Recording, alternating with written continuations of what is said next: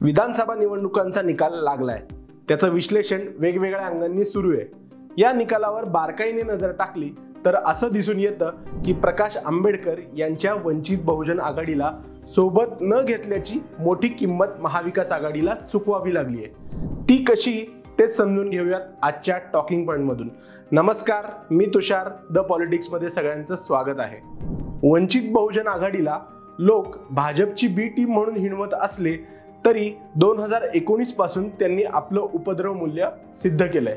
2019च्या लोकसभा निवडणुकीच्या पार्श्वभूमीवर वंचित बहुजन आघाडीने MIM सोबत युती करून सर्वच्या सर्व 48 जागा लढवल्या होत्या।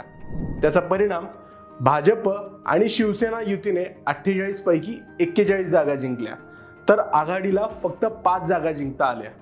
संभाजीनगर मतदारसंघातून इम्तियाज जलील यांच्या रूपाने वंचित आणि MIM आघाडीचा फक्त 1 खासदार निवडून आला आणि वंचित MIM आघाडीला जवळपास 8% मतं मिळाली। वंचितने तब्बल 13 लोकसभा मतदारसंघात 1 लाखापेक्षा जास्त मतं घेतली। त्यामुळे 9 लोकसभा मतदारसंघात महाविकास आघाडीचे उमेदवार वंचितच्या उमेदवारामुळे पडले असं सांगितलं गेलं।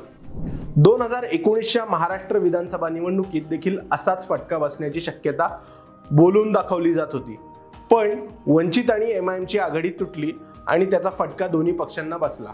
वंचितने तब्बल 240 जागा लढवल्या, पण वंचितने एकही जागा जिंकली नसली तरी त्यांना तब्बल 6% मतं मिळाली।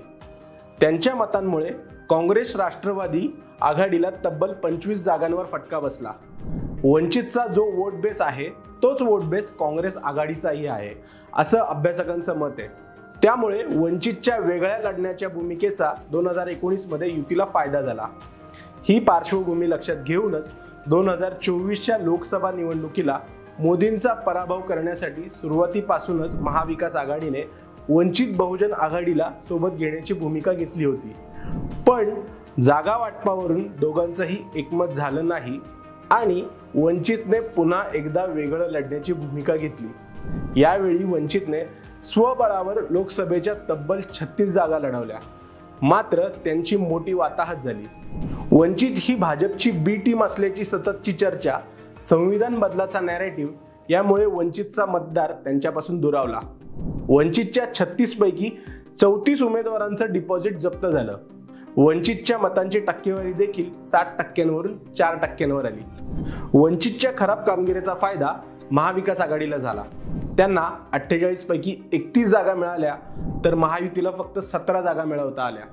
आता लोकसभा निवडणुकीतील कामगिरीनंतर महाविकास आघाडीच्या गोटात सकारात्मक वातावरण होतं।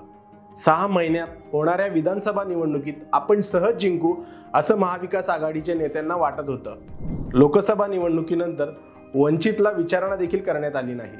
8 ऑक्टोबरला हरियाणाचे निकाल लागल्यानंतर तिथे अपक्ष आणि छोट्या पक्षांमुळे काँग्रेसला जबरदस्त फटका बसल्याचं बोललं गेलं। त्यांनी हरियाणामध्ये कोणत्याही पक्षाला सोबत घेतलं नाही, त्याची किंमत काँग्रेसला चुकवावी लागली। आम आदमी पक्षाच्या उमेदवारांनी घेतलेल्या मतांमुळे काँग्रेसने 7 जागा गमावल्या। हरियाणातील यादव बहुल भागात समाजवादी पक्षाला एकही जागा दिली नाही। यातून धडा घेऊन महाविकास आघाडी राज्यात छोट्या मोठ्या पक्षांना महाविकास आघाडीत स्थान देईल असं वाटत होतं, पण तसं काही झालं नाही आणि त्याचा फटका महाविकास आघाडीला सहन करावा लागला। यंदाच्या विधानसभा निवडणुकीत वंचित बहुजन आघाडीने राज्यात 200 जागांवर आपले उमेदवार उभे केले। वंचितला एकही जागा मिळाली नाही, त्यांच्या मतांची टक्केवारीही घसरली, तरीही त्यांच्या उमेदवारांमुळे महाविकास आघाडीचे जवळपास 16 उमेदवार पराभूत झाले। म्हणजे 16 मतदारसंघ असे आहेत जिथे महायुती आणि महाविकास आघाडीच्या उमेदवारांच्या मतातील फरकापेक्षा वंचितच्या उमेदवाराने जास्त मतं घेतली आहेत। बुलढाणा, खामगाव, जळगाव जामोद, अकोट, अकोला पूर्व, मूर्तिजापूर, राळेगाव, नांदेड उत्तर, नांदेड दक्षिण, हिंगोली, जिंतूर, पाथरी, गंगाखेड, परांडा, लातूर शहर आणि उमरगा हे ते 16 मतदारसंघ आहेत। वंचित बहुजन आघाडी महाविकास आघाडीचा भाग असती तर कदाचित या जागांवर महाविकास आघाडीला जिंकण्याची शक्यता अधिक असते। याशिवाय वंचित बहुजन आघाडी महाविकास आघाडीचा भाग असती तर दलित मतांमध्ये फूट पडली नसती। त्याचं कारण म्हणजे CSDS पोस्ट पोल सर्व्हेनुसार 41% SC मतदारांनी महायुती आणि महाविकास आघाडी व्यतिरिक्त मतदान केलंय. महाविकास आघाडीला फक्त 25% दलित मतदारांनी पसंती दिली आहे, तर महायुतीला 34% दलित मतदारांचं समर्थन मिळालंय. त्यामुळे दलित मतांमध्ये विभाजन झालंय हे स्पष्ट आहे.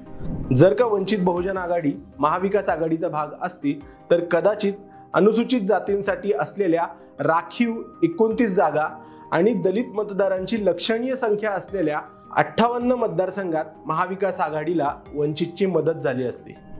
कदाचित निकाल यापेक्षा वेगळा लागला असता. त्यामुळे वंचित बहुजन आघाडीसारख्या सामायिक वोट बँक असणाऱ्या पक्षाला सोबत न घेतल्याने महाविकास आघाडीला मोठं नुकसान झाल्याचं बोललं जात आहे. येत्या काळात महाविकास आघाडीने आणि वंचितने एकत्र आलं पाहिजे का, याबद्दल तुम्हाला काय वाटतं हे आम्हाला कमेंट करून कळवा. आणि द पॉलिटिक्सला सबस्क्राईब केलं नसेल तर ते नक्की करा. धन्यवाद.